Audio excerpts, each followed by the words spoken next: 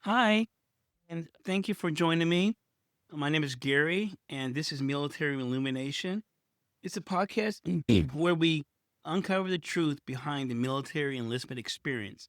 And we talk about things the government and the Department of Defense doesn't want us to know about. We're just going to have a simple conversation over a cup of coffee. Hopefully, you have your form of beverage, whatever it is. The thing we're going to talk about is that military contract. Yes, the deal with the devil. Also, signing your life away. The devil's in the details. There's always those movies where the person wants something so bad that they're willing to sell their soul to the devil. Even though you really can't do that. I'm not going to get into that right now. But all the movies are predicated, they want to become a sensational sports guy. And they're willing to just sell their soul to the devil if they get that one thing. In essence, with the military, you are selling yourself. I'm not going to call him the devil because I don't want to be slandering anybody. But that's what happens. In most cases, the people who join the military, it's not out of patriotism. Sometimes it's just out of a need for a job, but also a benefit. They're saying, I will do whatever you want if you pay for my college. I will sign this paper if you help me with more money. Help me to retire at 20 years, or whatever it is, right? It's a contract. It's a contract that we gloss over. The recruiters basically just point the things that they want you to know and where they want you to sign at. Everything else is just glossed over. But the glossed over stuff, that's the shit. Oops, I can't say that. That's the stuff that matters.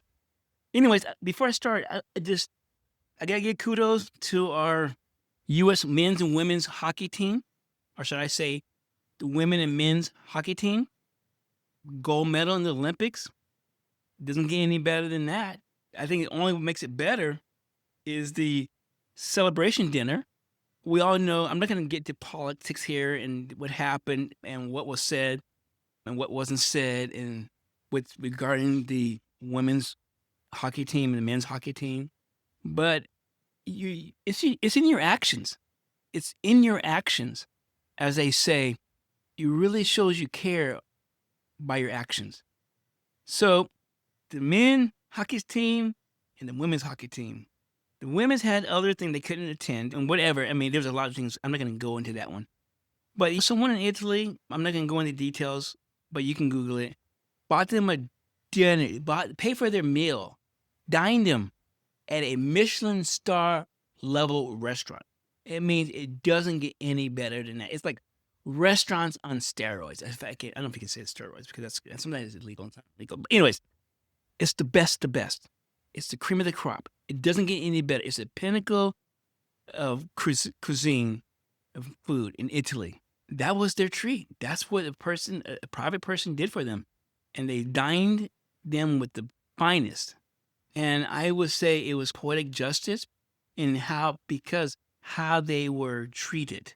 On the flip side, the men, they got to dine at the White House with the kids' meal from McDonald's. Oh my goodness. Our big, beautiful president treated our gold medal team to some quarter pounders with cheese, with fries. And those things weren't warm. He put them in a big old plate of the article I read, and I honestly I couldn't believe it. It was just, I just started laughing. I had to start Googling. I had to start looking around because this can't be true. Our government cannot, how we say, celebrate a team that did so well with some burgers and French fries. Basically, it was daddy taking the kiddies to McDonald's after getting a star on their forehead and getting them a Happy Meal. Yeah, I can't believe it. It's just, and those guys got to be filled. Okay, the hockey players in the news, they were coming down, they were introduced to the State of the Union speech, and they were introduced to come out into the chambers. I wonder what was on their mind when they was ushered into this room. It wasn't even a fancy room. It was just some tables and chairs and big huge table, and there's burgers there. Freaking burgers, a quarter pounder of cheese. It's not even a full quarter pounder after they cook the grease out of it, but I know. But there's a story in here someplace. The most unhealthy food you can have, and we're feeding it to our top athletes as a celebration. My goodness, please don't feed me my last meal for being something bad. It could probably be a big old pile of dog poop.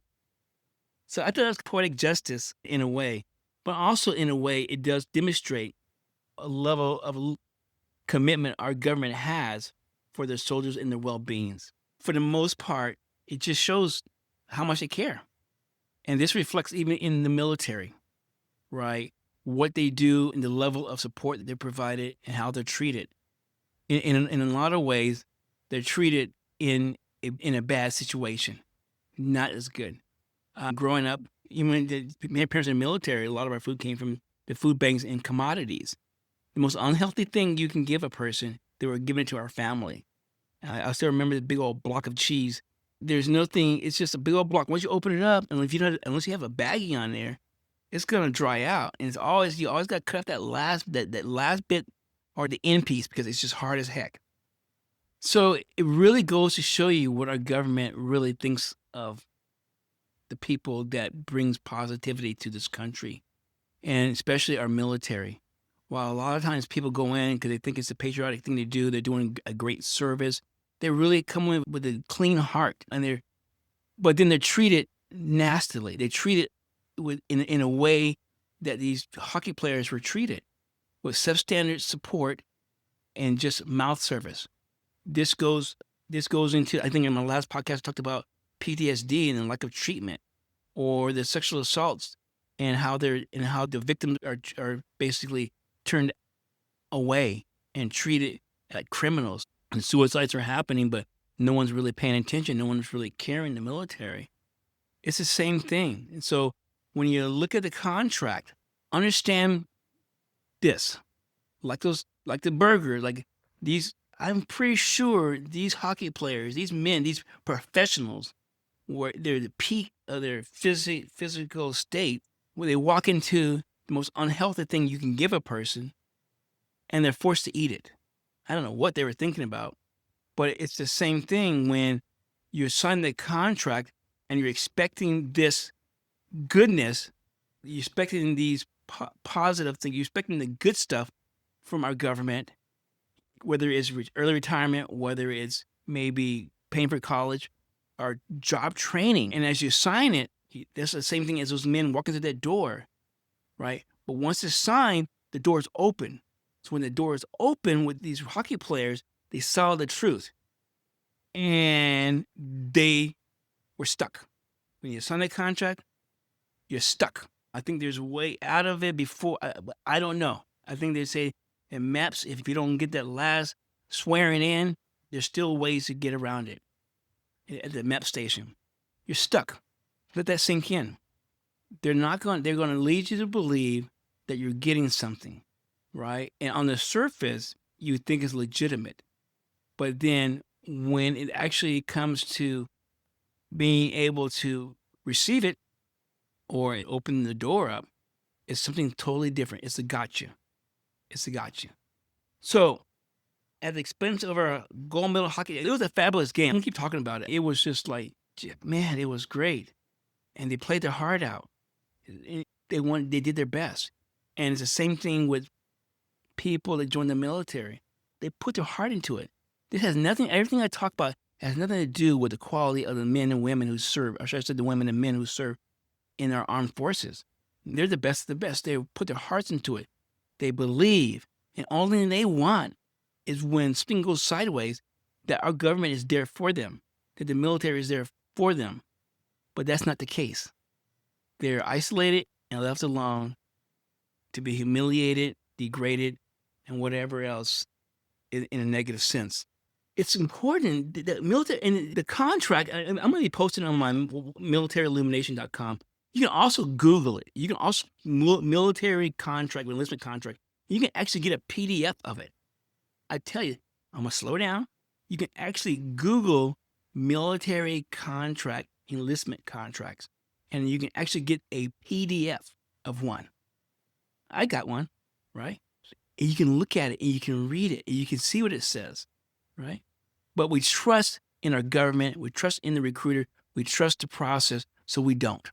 Any business owner is going to have an attorney review the contract with them to tell them what's in it and answer their questions. But in the military, you're asking an 18-year-old to sign a legal binding contract. At 18, what is it, 11th grade?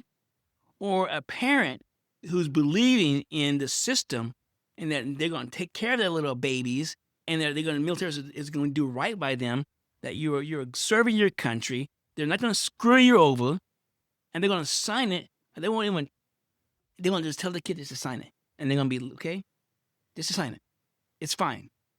Why? Because we don't know any better. Why? Because the recruiter is just going to gloss over the main points that is important to them. Like, you point here and let you know that there's a JAG and there's a military form of judicial system. They're going to look at the number of years you're signing up for. They're going to look at the job you're going for. They're going to gloss over the part where they're saying if they send you to a school and you don't pass it, they can put you wherever they want you, which means that they can put you in places they can't fill, which means you're not going to be happy. A lot of these really cream of the crop jobs are highly coveted. They already have a number that they're going to fail, right? They're already in their mind, the military has the number of people that will not pass that course because everybody who signs up can't pass it. There's not enough slots. That's just common sense. And everyone else, you fall below, you're going to be put someplace else if they say it for the good of the service. I think it says something like that, right? So I'm not going into any details on the contract other than you really should get an attorney to look it over. You should get a copy of it, read it over. Any questions you have, don't go asking the recruiter. Don't go back to the people who created it. Go to someone else that you trust. And don't go to another military veteran, especially if it's mom and pops that served the country valiantly for 20 years, got tons of medals. It's just because they're gonna be blinded. I'm sorry to say that. Mom, dad who served well and got honorable discharge, and don't go to an officer either. Don't go to an officer. That's the last thing you want to go to. Don't ask an officer. It's hard. You're in grandpa who served in the wars and uncles, and they're happy. Yeah, go on. No, don't do that. If anything, go to someone who didn't have a good experience and ask them about these things because they're more than likely going to tell you the truth. Talk to somebody who didn't do 20 years, who didn't drink the Kool-Aid. Talk to somebody who got out. Maybe somebody got out at midterm at 10 years. I was in for 9 years. I was at E6 at that time, and I was pushing up to E7. But if you had asked me before this incident with my friend about the military, I don't know what I would have said. Because at that time, I was just only had my experiences, and the things that happened to me, I wasn't aware of the connections. I was isolated, like the officer who gave me the BER. I just thought he was just being a butt, right? But I didn't know that there was a bigger plan with the government in the military. That was just what they do. And they really do that when you're at 18 years mark, they're always going to be trying to get rid of you. And one way they do that is the OER, or the EER, evaluation report. Which brings me to a conversation I had at the commissary today. I'm a vet, so I can get into the commissary. And the guy at the produce section, I talk to him all the time. He was Navy. I thought he was Army or Air Force, but he works at the commissary. And one thing he told me, and he got out of 2018 or 2015 or something like that. He's saying at that time they were just getting rid of people. They were basing it on their performance reports. And if you were not performing based on your peers, they were getting rid of you. You were getting let go. I'm saying kicked out, but you will not be able to re-enlist. What does that mean? These people had 14, 15 years in. They already invested. They had 5 years to go. And this is what I was saying before. They had 5 years left to go. And now just because someone's an arbitrary line, subjectively, and this says that you are not performing to their peers and we're letting you go, that's just another way. That's another nasties with the military, right? Like I said before, they're going to find a way to get rid of people. People go in there blinded by the 20-year thing. They're thinking, as long as I keep my nose clean and do my job, I'm going to make it to 20. That's not the case. That's not the case. And so he was saying people are just getting let go, good people, and the military was keeping the bad people, right? It's just one. I'm not going to keep. This is supposed to be a conversation. I'm probably getting really crazy, but I am. You can get crazy in a conversation because you just get so upset with what's happening. And so this comes into that contract. You sign the contract, and a lot of times people want to make a career out of it. They want to do the 20 years. That's very attractive, right? But what you don't realize is the quarter pounder is waiting for you, okay? Yeah, Mickey D's is waiting for you behind the door number 3. Just like the hockey team found out. When you actually open the door up and what you thought you were getting, you're not getting, it's too late. You do 8 years, 9 years, everything's fine. Then the bottom drops out. Here you are at 15 years, got a family, got debt, no other things that you were looking for, nothing else to do, and now you're out of the military. Not only are you just out, but you're probably going to have some issues. And especially, you're probably going to have some issues that goes along with that one. PTS type issues. PTSD, I'm sorry. Yeah. So when I talk about the contract, you got to know it. You got to know they're going to hit the high points, right? They're going to downplay the low points. And in the end, the only person who has to act, I call it a bilateral, because the only one that has to act is you. The government, the military can always find a way to get out of it, right? And it comes down to the Ferris doctrine, right? And which means that they don't have to be held accountable. So when you're joining the military, you're really in this world of make-believe. You really are, where nothing is as it may seem, almost like Alice in Wonderland, I think. Do we need a military? Yeah. Are we strong? Yes. If we get into war, we can always draft. I always say you should have conscription, drafting. 2 years, everybody. I don't care. Gender, race, orientation, everybody serves for 2 years. And then there's no more hesitancy. The military can do what they want to do. So I remember my time when I went in and we're sitting down with the contract. I swear it lasted 5 minutes. It lasted 5 minutes and I was signing. And he did point that out. He pointed the JAG out to me. He pointed out my year of service, how many years I was re-enlisting for, and my MOS. And basically everything else was just a blur. I didn't care. Even if he did say it. I was joining the military and I was happy and I was proud. 1, 2, 3, 4, up two. You couldn't tell me any different. I was young and impressive.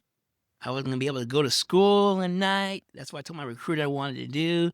He gave me this job. He said was like, yeah, you're going to be able to have shifts work. The picture he showed me was a picture with this guy in front of this mainframe computer with a doggone tie on, looking up their buttons with a little clipboard in his hand. I remember that little black and white picture. Sure enough. Oh, yep. My quarter pounder moment came when I was at my training and we were driving in these cattle cars. We were bypassing all these vehicles with these little campers on it. I was in communication and I said, what are those things? I thought they were like, what are those campers? And no, that's what you work out of. Okay, on the back of a truck. Yes. And what that meant? That means I was in the field. I was deployed an awful lot. I was in the field or deployed a lot. I didn't have shift work. I guess he wasn't lying that shift work was 14-hour shifts, 7 days a week when we were either deployed or on a training exercise. So I guess he didn't lie about that. But that was my quarter pounder moment. Anyways, I'm gonna post some sample contracts on my Military Illumination website, also maybe on YouTube, but you can also find it for yourself. I want to leave you with this. My coffee's cold and it's almost gone, and no, it's decaf, so I'm not really strung out on it right now, but here's what I want to leave you with the contract. Look it over. Ask them to take it with you to see a lawyer and just watch them poop their pants. They can give you 1,001 reasons why you can't. Then say, you know what? Let me take a picture of it. Let me just make a copy of it. But before you sign it, they won't say, we'll give it to you after you sign it. No, before you sign it. Fill it in, and before you sign it, just take it with you. Go get your favorite beverage. I'm assuming you're under 21, so none of that 21-year-old stuff. And just read it and circle your question, ask your questions, and then go find someone that you can trust that's not the kind of people I talked about. That's going to give you an honest answer, right? And the things that you really want to pay attention to is the time of service. I mean, your enlistment period. And here's what I want you to focus on is the 8 years. When you're signing up for the military, you're signing up for 8 years. I don't care how they slice and dice it. It's 8 years. You get a pie, you cut into 4 slices, 3 slices. It doesn't matter. You still got a pie. It's still it. So why is that important? Because 2 things. If you're tail end of your enlistment and something breaks out, they can involuntarily extend you. They can extend you for the duration. If there's a conflict, they have stop loss. That means you're not getting out, regardless if you are 2 days away from the end of your PCS, your PD, your end of terms or your ETS date, right? You can be 1 day, and they can stop it. I want to let that sink in, right? Or you extend your out for duration, or for 4 or 6 months. Now, this impacts you if you have plans. Perhaps maybe you are already registered for college, you got a job lined up, and this happens. That changes everything. The other thing it impacts you is that if you get out, if you go a 4-year enlistment, you still got to serve 4 years someplace else. Okay? Either inactive ready reserve, active ready reserve, or National Guard or Reserve. You still got to serve. You got 8 years, and you got to serve it. It's how you serve it is up to you. They're giving you the end. They're giving that first part. How many years you want first enlistment? After that, it's on them. And once you're in the military, right, the stop loss on a involuntary extension, all that comes into play. So when you look at it, realize that you're going to be in the military for 8 years. It didn't impact me because I already had did my 8 years so I didn't have no more obligations out of it. For the good of service, they gonna make it. That means that you understand the better your job is, the higher chance of you not making through the course, because they can't give it to everybody, right? And you might be the one to make it, right? But they already have a built-in failure factor. How many people they expect to graduate, right? And everyone else goes someplace else. Okay, so now you're serving 4 years in a place that in a job that you didn't ask for, that you may not even like. There's nothing wrong. Okay, it's happened a lot. Guys went in to be tankers. That was a little macho thing. I'm gonna be a tanker. Ended up failing the course. I don't know how you fail a tanker course, and now they're a cook. I don't know. That's another thing you got when you think about it. You just understand. Are you willing to serve it in a job that you may hate for 4 years, right? The 8-year factor, the job completion, the course completion factor, and I will say the JAG. When they tell you that you have the Judge Advocate General JAG system, UCMJ, what they're saying is that you do not qualify for any other type of service. What we have, you get.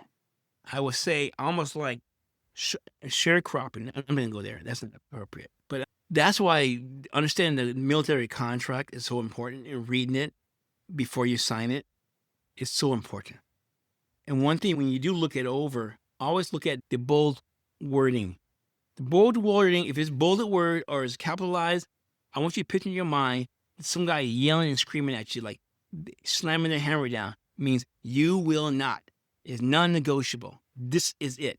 And it happens a lot in the contract. I looked at the contract, and that boldness, bolded words, appears a lot. And what it means is this: there's no negotiation. This is, imagine the guy looking, like the drill sergeant, looking in your face and yelling and screaming at you. That's what those bolded words and sentences mean. Guy is saying, this is it. There's no way around it. No negotiation. So anyways, I want to thank you for making it this far with me. Ranted a little bit, and I apologize, but it's so incredibly important when you're thinking about the contracts to think about in these ways. The government really doesn't have your best interest at heart. And the quarter pounder with cheese, yeah, that's waiting for you. Take control of your life. Be willing to say no to something that sounds too good to be true. Just be able to say no to it. The women's hockey team, they had a fantastic meal around people who really respected them. And I think they made the right decision. And they do have a life. They do have other things that they have to take care of. And I think the best thing they could have done, or government could have did, was, hey, we want to have you over. When's a good time? Can you stop by and let's have a chat? I think that's something that's on the table. But no, they were using that as pawns. Why? Because he was having his State of the Union. It made him look good. I thought it was pathetic. You guys walking in, then walking out. I don't get that. I don't understand. They were in the upper chamber. It would have been nice if they were in the lower chamber as well, and they couldn't go as far. And I don't know. I'm getting politics here, but having them guys come up the top tier, the balcony area. I know there's probably security issues, and then they couldn't go any further. They bottlenecked, and just cheesy smiles. Why not? Why couldn't they have gone on the main floor, walked down, stood in front of everybody and turned around and waved and walked back up? Why couldn't the president just come across and just shake their hands? Why couldn't he have done that? I don't know. But what I do realize is that the way you saw these people being treated, right, is how the military personnel are treated. How the women were treated the way they were, and the men the way they were. And in the military, that happens a lot. It happens a lot, and it's sad. So until next time, I think when my next episode 11, when I get around to it, I'm going to break down the contract for you, and maybe I will do it live and point it out. So just until then, be careful. Think about what you're doing. And don't fall for the quarter pounder with cheese trap. Have a good day.